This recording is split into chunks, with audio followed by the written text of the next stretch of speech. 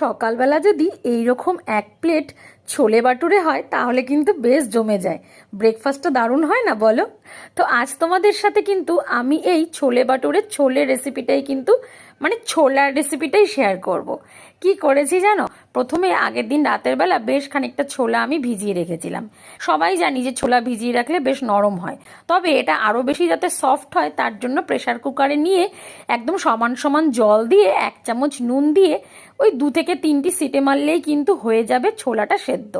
একটা খুব সুন্দর সফট হবে, আর এই সফটনেসটাই দরকার। এবার একটু মশলা রেডি করব। প্রথমে টমেটোটাকে পিউরি করে নিয়েছি, তারপরে ওই বাটির মধ্যে কিন্তু আদা, রসুন, লঙ্কা আর পেঁয়াজ নিয়ে ঘুরিয়ে নেব। দেখো কি সুন্দর ছোলাটা নরম হয়ে গেছে। এবারে কড়াইয়ের মধ্যে দেবো সর্ষের তেল। হ্যাঁ, এই রান্নাটা সর্ষের তেলে করলেই বেশি ভালো লাগে। আর এর মধ্যে কিন্তু দেবো আমি গোটা গরম মশলা ফোড়ন, তার মধ্যে শুকনো লঙ্কা আর তেজপাতাও থাকবে। যেই গরম হয়ে যাবে, ও হ্যাঁ, গোটা সাদা জিরেও কিন্তু দিয়েছি।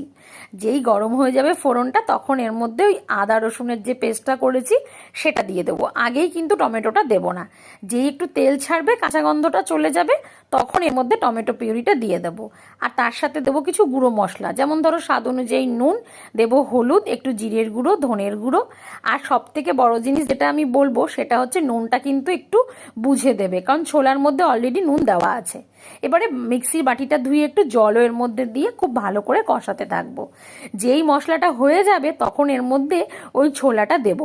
এই সময় কিন্তু কোনো জল দেবো না, ওই জলটার থেকে ছেঁকে ছোলাটা দিয়ে দিয়েছি। দিয়ে খুব ভালো করে মশলার সাথে এটাকে কষিয়ে নিতে হবে। তারপরে তোমরা ভাবছো জলটা কি করব? জলটা কিন্তু আমি ফেলে দিইনি। দেখো, প্রেশার কুকার থেকে ডিরেক্ট জলটা কিন্তু কড়াইতে দিয়ে দিয়েছি। কি সুন্দর লাগছে না টেক্সচারটা দেখতে? আর খেতেও যেন দারুণ হয়েছিল। এবারে নামানোর আগে ওপর থেকে একটু গরম মশলা গুঁড়ো আর দিয়েছিলাম ধনে পাতা কুচি। ব্যাস রেডি হয়ে গেল ছোলে বাটুরের ছোলে।